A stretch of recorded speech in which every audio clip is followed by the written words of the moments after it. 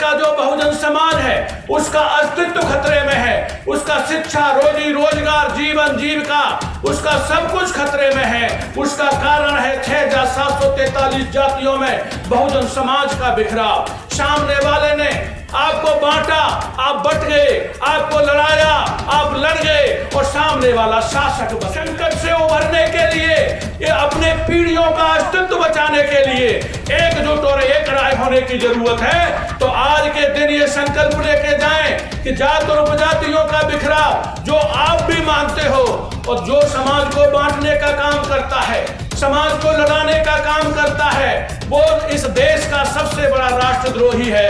और जो भारतीय संविधान के अनुसार काम करता है, व्यवहार करता है और आचरण करता है, वो देश का सबसे बड़ा राष्ट्रभक्त है।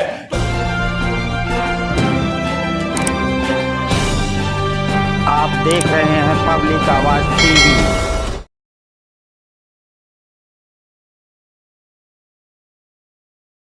भाई के.पी. चौधरी जी, सम्मानित मंच, मेरे समक्ष बैठे हुए सभी उपासक और उपासिकाओं, आप सभी को मेरा जय भीम, नमो बुद्धाय। जैसा कि आज ये राष्ट्रीय बौद्ध महासम्मेलन में तमाम प्रबुद्धजनों ने अपने अपनी बात कही। आज यहाँ जब बौद्ध सम्मेलन होता है तो तथागत बुद्ध की बात होना आवश्यक है। तथागत बुद्ध की वो विचारधारा जो विरोधी को भी अपना बना लेती है। जैसा कि तथागत बुद्ध ने सबसे पहले अपने 5 विरोधियों को प्रवचित करके ये सिद्ध कर दिया था कि तथागत बुद्ध की वो विचारधारा जो विरोधी को भी अपना बना लेती है और अंगुलीमाल जैसे डाकू को भी भिक्खु या संत बना देती है, इस विचारधारा में वो ताकत है। एक तरफ वो विचारधारा जो इंसान से इंसान को बांटती है, भाई से भाई को बांटती है, समाज में नफरत फैलाती है, वहीं तथागत बुद्ध की वो विचारधारा जो देश और दुनिया में इस पृथ्वी ग्रह पर समता, समानता, बंधुत्व, भाईचारा पैदा करके अमन, चैन और सुख शांति और समृद्धि और विकास लाने का काम करती है।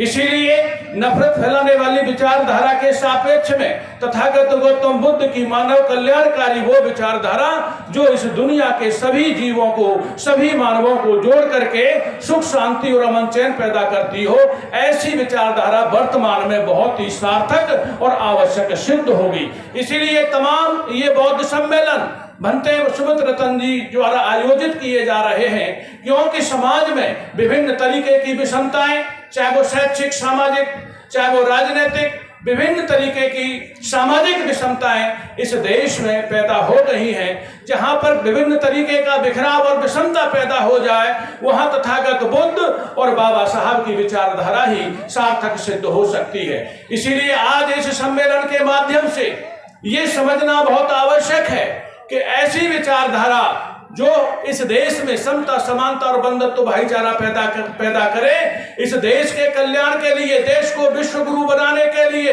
बहुत ही आवश्यक है। और ऐसी विचारधारा को आप लोगों को ऐसे महामानव डॉक्टर भीमराव अंबेडकर साहब ने, जिनको कोलंबिया विश्वविद्यालय ने, ऑक्सफोर्ड विश्वविद्यालय ने, संयुक्त राष्ट्र संघ ने, जो विश्व की शीर्ष संस्था है, उन्होंने सर्वश्रेष्ठ एक विद्वान घोषित किया था। बाबा साहब के जन्म दिवस को विश्व ज्ञान दिवस घोषित किया था। बाबा साहब के जन्म दिवस को विश्व शिक्षा दिवस घोषित किया था। ऐसे महामानव डॉक्टर भीमराव अंबेडकर साहब ने तथागत बुद्ध की विचारधारा जो नागपुर में 10 लाख लोगों के साथ में ग्रहण करके दुनिया के लोगों को ये संकेत, एक संदेश देने का काम किया था कि ये मानव कल्याण के लिए सबसे उत्तम और सर्वोच्च विचारधारा है। तो आप लोगों को भी ये समझने की जरूरत है, जब समाज में विषमता हो, जब समाज में असमानता हो, उस समय तथागत बुद्ध की विचारधारा मानव कल्याण के लिए बहुत ही आवश्यक होगी। और मैं एक लोग बता देना चाहता हूं साथियों, जो तथागत बुद्ध ने कहा, बाबा साहब ने उसको कानून बना दिया।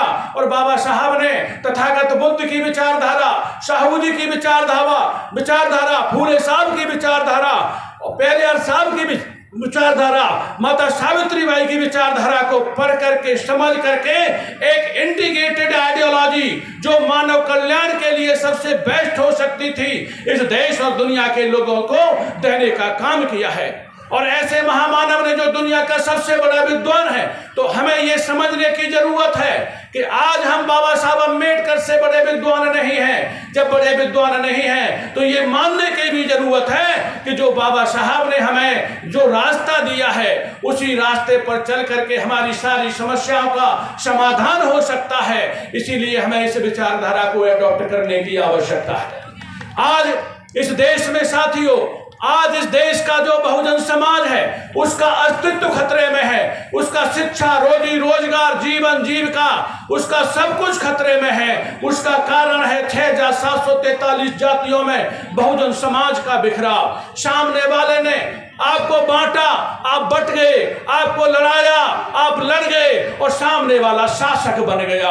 तो हमें क्या करने की जरूरत है? हमें ये करने की जरूरत है कि हमें अपना जो जाति उपजातियों में जो हमारा बिखराव है, जाति की उपजाति छोड़ो और आपस में सब नाता जोड़ो। हमें ये बिखराव समाप्त करके हमें एक भाईचारा बनाना होगा।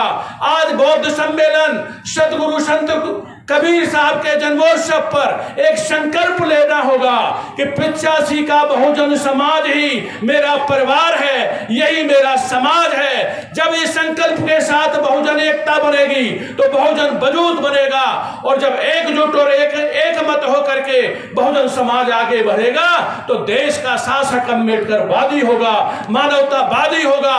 तभी सम्मान बचेगा, तभी संविधान बचेगा और तभी अधिकार बचेंगे। नहीं तो कुछ नहीं बचेगा। आपको वहीं पहुंचा दिया जाएगा जहां से बाबा साहब उठा करके लाए थे। आपको बंधुआ मजदूर और गुलाम बना दिया जाएगा। एक बड़ा खतरा हमारे सामने खड़ा हुआ है। यदि जानवरों में भी एक समझ होती है, जब प्राकृतिक आपदा आती है तो एक दूसरे के शिकारी जीव भी, जैसे बाढ़ आती है तो अपने प्राण रक्षा के लिए सब एकत्रित हो जाते हैं, एक स्थान पर बैठ जाते हैं। इंसान और मानव तो सबसे समझदार कौम है, सबसे समझदार जाति है। तो मानव को इस आफत से निपटने के लिए, संकट से उभरने के लिए, अपने पीढ़ियों का अस्तित्व बचाने के लिए एकजुट और एक राय होने की जरूरत है। तो आज के दिन ये संकल्प लेके जाएं कि जात और उपजातियों का बिखराव जो आप भी मानते हो और जो समाज को बांटने का काम करता है, समाज को लड़ाने का काम करता है, वो इस देश का सबसे बड़ा राष्ट्रद्रोही है। और जो भारतीय संविधान के अनुसार काम करता है, व्यवहार करता है और आचरण करता है, वो देश का सबसे बड़ा राष्ट्रभक्त है। तो जो अम्बेडकरवादी है वो देश का सबसे बड़ा राष्ट्रभक्त है। अब हमें गौरव और गर्व होना चाहिए कि हम देश के सबसे बड़े राष्ट्रभक्त हैं जो मानवतावादी विचारधारा को जन जन तक पहुंचाने का काम कर रहे हैं। इसीलिए साथियों मैं ये कहना चाहता हूं कि हम मनुष्य को, प्राणी को अपने विकारों को दूर करके मानव कल्याण की विचारधारा को एडॉप्ट करते हुए अपने अस्तित्व को बचाने के लिए, सामाजिक बिखराव को समाप्त करके इस देश में समता, समानता, बंधुत्व, भाईचारा स्थापित करने का काम करना चाहिए। इसी के साथ में अपनी बात खत्म करते हुए आए हुए इस क्षेत्र के सभी उपासक और उपासिकाओं को, सम्मानित मंच को एक बार मैं पुनः नमन करता हूं। जय भीम, नमो बुद्धाय।